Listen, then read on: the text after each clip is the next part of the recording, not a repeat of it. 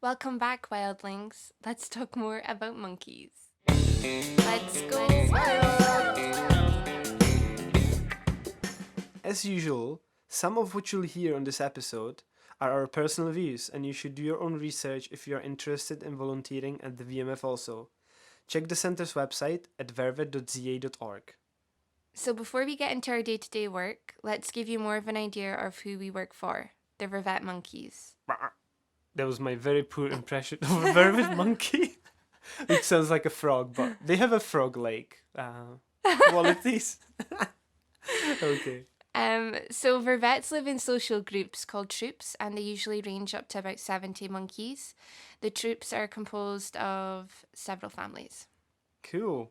So let's look into the physical characteristics. Males are bigger than females and they have huge blue testicles. You can't overlook that. The more alpha you are, the bluer they are, as the color is connected with testosterone, and lower ranks apparently are testosterone suppressed by the higher ranks males.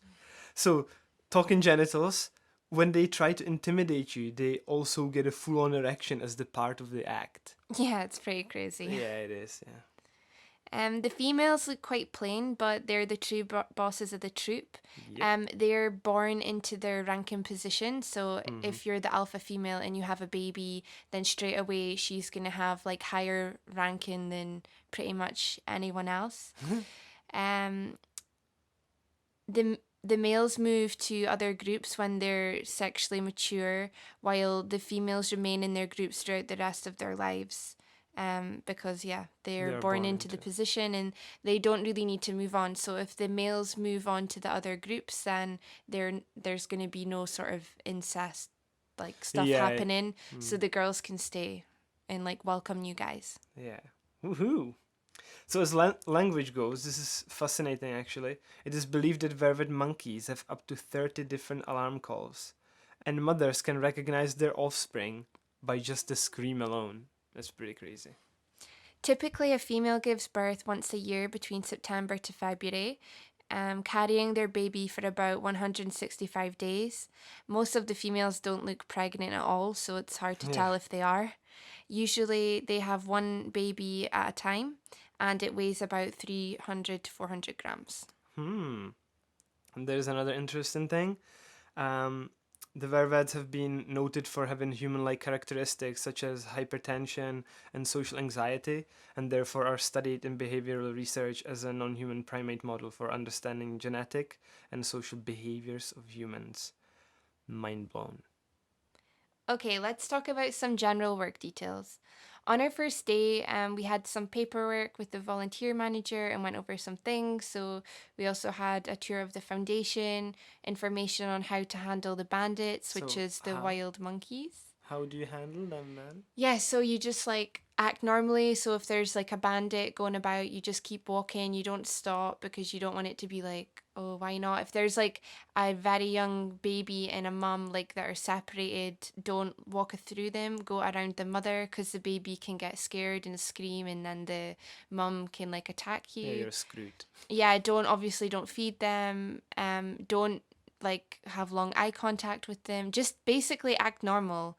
Don't go. But you don't need to act like confident, like Yeah. walking through, just like doing your thing. Like don't, Yeah, don't like act scared. Don't start running.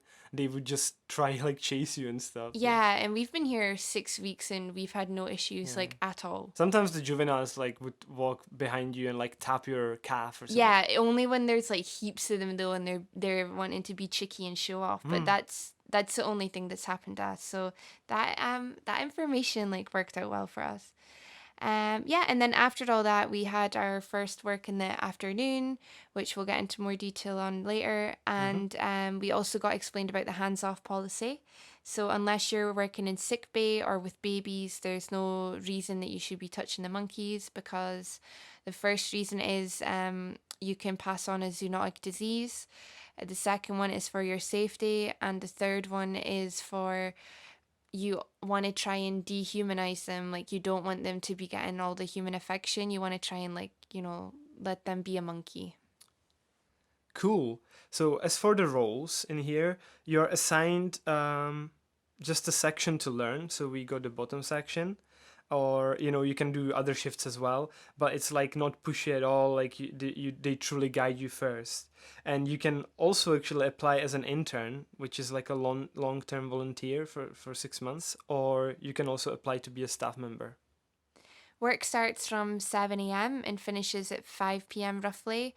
There are some late shifts and night shifts even when it's baby season, but I think that's mainly for like interns and staff. They get more responsibility, I'm guessing.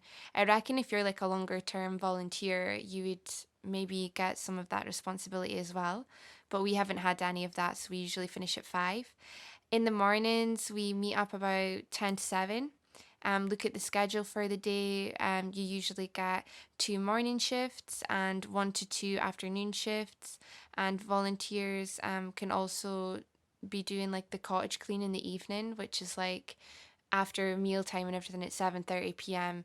There's 2 people assigned to like cleaning up all the dishes and putting everything away, mopping the floor, all that sort of stuff. Yeah, but it's maybe like once a week you would get that. Yeah, so it's a bit more chilled and laid Yeah, back. yeah. Yeah, and then also each week there's like weekly meetings. So I think it's like Wednesday at 6:30 there's a VMF meeting and it's just updates and what's going on and stuff like that. Yeah, it's pretty good, and it doesn't bring you down. It's really good actually. Yeah, yeah, not like the last place.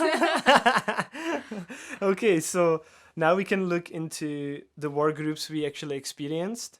So yeah, Laurie, let's talk about AM plates. Yeah, so a few of us in the morning will prep the monkeys' food. So there's like different sections, like we said, like bottom, middle section, and all that sort of stuff. And it tells you on a sheet of paper how many plates you have to put out. So we get all the plates put out. We have to fill up water, one with a little bit of bleach to clean the fruit, and one with just plain water. So we split up the task. So someone will go get, I think it's like 4 to 5 vegetables and Yeah. 2 fruits.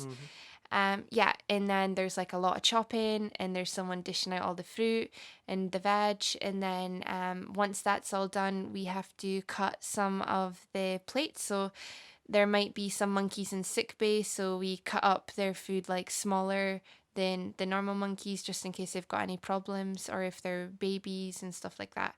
Some of the monkeys have like teeth issues, so there might be like, 1 or 2 monkeys in a intro cage that have like it's specially cut up for them as well. Mhm. So yeah, once that's all cut up and everything's done, then we put all of the plates into crates depending on like the troop and stuff like that. And yeah, and then we put that all aside in a massive cage, and then the workers put them out later. Yeah, that's pretty much it. Okay, so after your AM plates, the people there already would do their section already.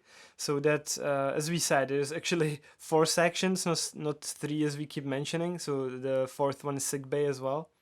So our section we got assigned was actually the same one, and it was the bottom section. It's funny because you get interns or like the staff here for each section, and they're always like, yeah, this section is the best. And, like Yeah. there's this like pretend rivalry, which is Yeah, quite everyone funny. like fights over Yeah. who's got the best section. Yeah. So what do you actually do in the section shift? So actually, each section has different troop enclosures, and each of the troop enclosures has these intro cages, and it's basically an introduction cage. So you would usually put a monkey there to start getting familiar with the troop. But some of them are, for example, too humanized to like be integrated, but at least like they're close to the troop and they could groom, each other through the fence, or and also have like a hope for future integration if possible. Yeah. So what you do on the shift, you first go and collect forage to give to each monkey in the intro cage.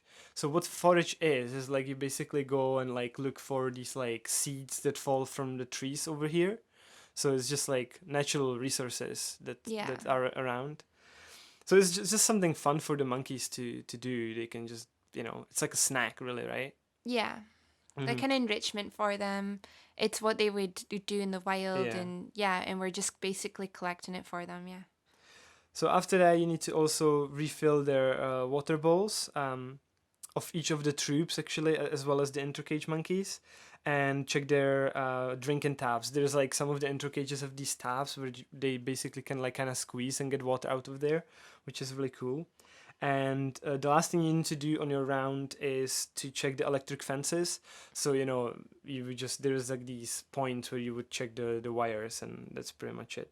And after you're done with your section, you will go help the workers with the food prep and throw in the food over the fences, which is a great workout actually. It's so hard. Yeah. I tried it once and I was like, never again. Yeah. So, I do other tasks like just help them push the wheelbarrows or wash dishes. yeah. So the AM plates, right? You basically make these small plates. It's just like the morning kind of like food, and these are like big bowls that get loaded onto like wheelbarrows. Yeah, and in the afternoon. Yeah, and they basically go throw it over the fences. And the fences are high. Yeah, some of them are really high. Yeah. So you need to develop this technique of how to like throw it over. It's a pretty good workout. Yeah. All the workers are so ripped.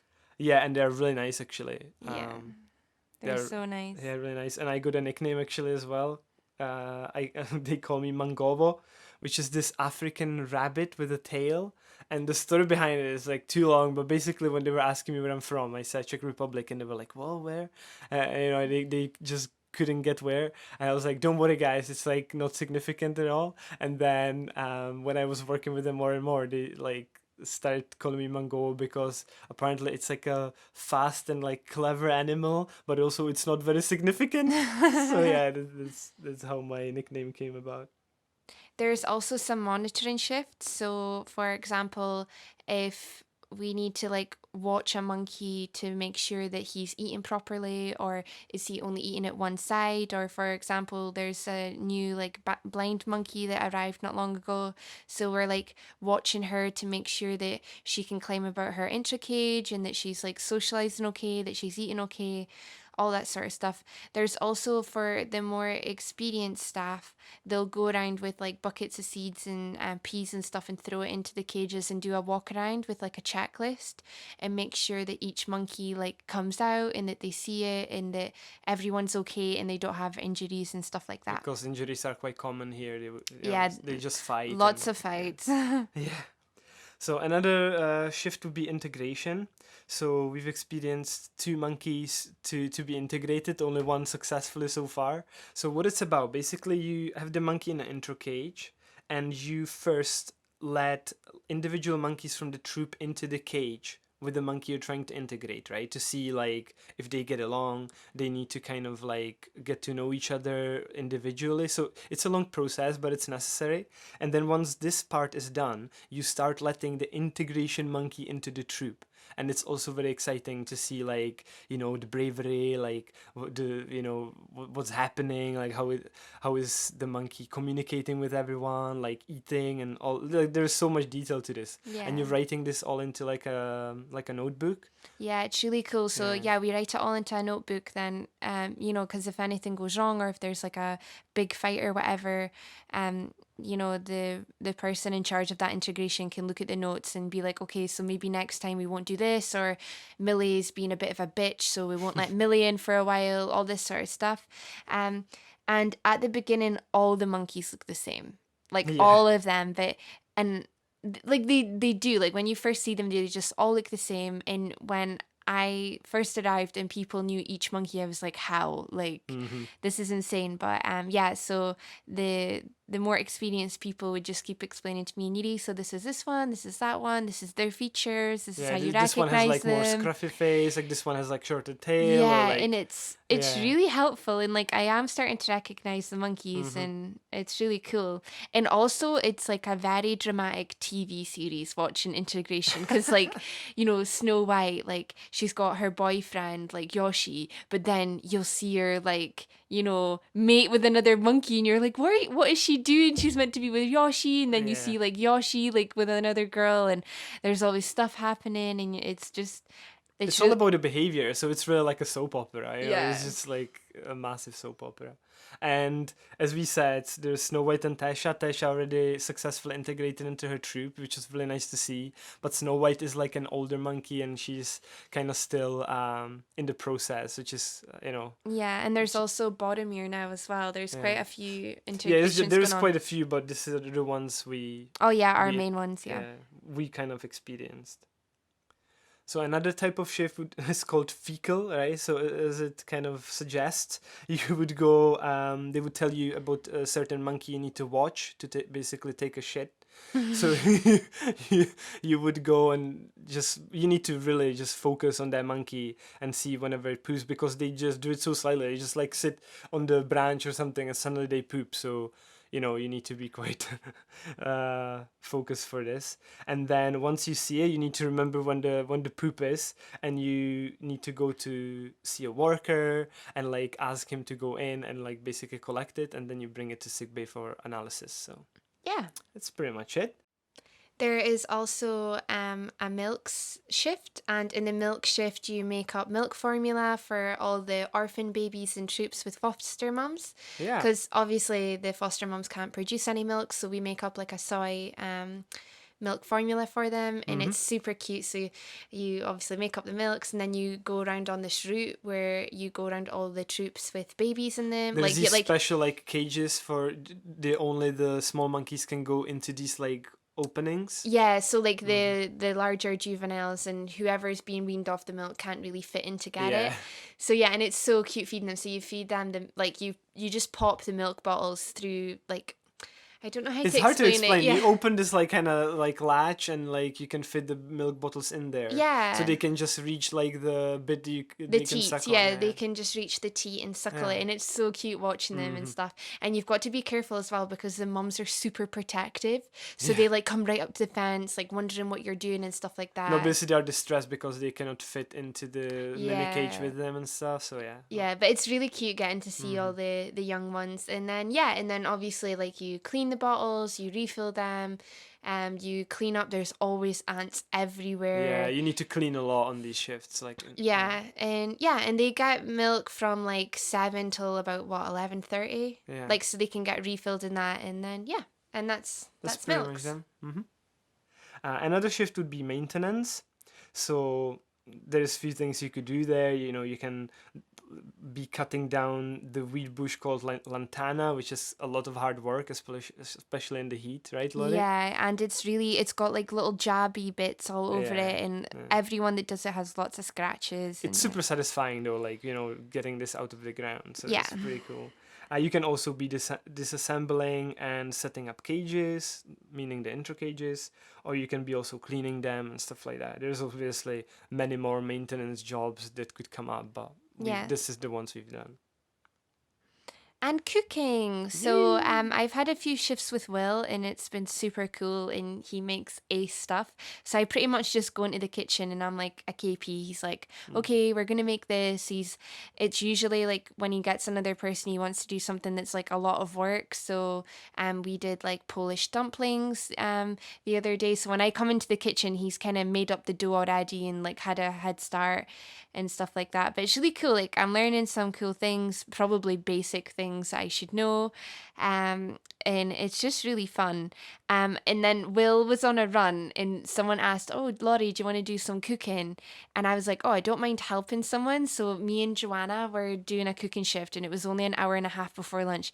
And it was so stressful. Like, it was so, like, I really didn't enjoy it at all, because whenever I'm there with Will, he does everything. Like, so I didn't know how to operate any of the equipment. And I was like, oh my God, I really don't want to do this again. So yeah, it's fun cooking with someone. For me, it's fun cooking with someone who knows like what they're doing, and but I just don't like the responsibility of feeding so many people. Yeah, it's pretty cool. Yeah. And we also had this class. Oh yeah, and then we had this actual cooking class, and it was so cool. We learned how to make barbecue seitan, and it was really interesting. And we learned how to make like these like bread pocket things, and it was so cool. And we got to obviously taste a lot of it, and it was just really fun. And it was really nice. Another shift you can do is also under a category of the office. So if you have any special skills in IT or like some kind of admin, you can help out in that way as well. So for example, there's this graphic designer called Prim that like does a lot of this stuff, and I had one shift with her, like just brainstorming some ideas, which was really cool, to put my designer hat on again. And then Dave also asked me if I've never ever done any like WooCommerce type of stuff. So yeah, I've done some WordPress e-commerce before, so now I'm like involved in like 3 website projects as well, which is quite cool. So yeah, it's whatever they need, and you have a skill for it, you can help out. Yeah. Mm-hmm. There's also some other shifts that we haven't done, but there's like, you can be on sick bay, and that's just being in sick bay, like looking after all the monkeys and Prepping mats. yeah, and stuff. there's like loads of stuff going on in Yeah, there. we Like don't really know. We haven't done it. yeah, there's also trapping, and that's like when you've got like a very small cage and you're either trapping like bandits or you're trapping monkeys from troops and stuff like that. And it's for them, like, taking them into like intra cages or taking them in to give them checkups. And, Yeah. if they're not well or need injections or something like that, like they need trapped first. So there's like, there is that section. And there's also the medical staff, obviously, do meds and surgery and deal with injuries and all that sort of stuff, which we have no clue about. No. Yeah. And there's some extra stuff like firefighting, for example. When a fire breaks out here, it's all hands on deck pretty much. It's not like a shift, right? But obviously if fire goes down, yeah, you go and try to like fight it. So. Yeah, so like, yeah, if you're on a shift and there's a fire, you would kind of just stop doing that shift and go deal with the fire, because we want to prevent it from getting up to the foundation. Yeah. And there was one fire actually that happened during the night. We weren't involved in that. It was mainly like the staff and like interns just like going. I heard them like running back and forth, and I just thought it was like really early morning and people were getting up because I was too lazy to look at my phone. But also like as a volunteer, they don't want to put you under any kind of danger or something, Yeah, like so the first few fires that happened here, they were like, no, it's fine. Plus you don't know, like when you're new, you don't know where everything is. Yeah. So they've got the fear factor that you might get lost, or so it's better for them for you to be in one place. Yeah, so safe, they're like, please stay here. But like it was just crazy. One week there was like, well, 1 week there was like few fires, but the last one was really near the foundation. It was and like there in the is corner, quite big, and so we just all went with buckets of water and like really did it, and it was satisfying to just like help as well with this. Yeah. Mm-hmm. So yeah, this is the groups we worked in. Overall, it's been really cool here. The work is amazing. The people here are amazing. We really enjoy it. Yeah. And the Vervets are so cute. And yeah, they are. Our special thanks and shout out goes to the staff and the local workers who make this place a real joy to work. It's such a nice vibe here, and the atmosphere is just really nice. Yeah, it's pretty cool. So thank you. And if you'd like to connect with us, you can find us on Facebook and Instagram by searching Laurie and Jiri Go Wild. We'll be releasing pictures and updates about our travels there. And if you have any questions, suggestions, or would just like to say hi, you can personal message us through our Facebook page or by email at ljgowild@gmail.com. So this is it, guys. Have a lovely day wherever and whenever you are. Stay inspired, happy, and wild. Much love, guys. Bye. Bye.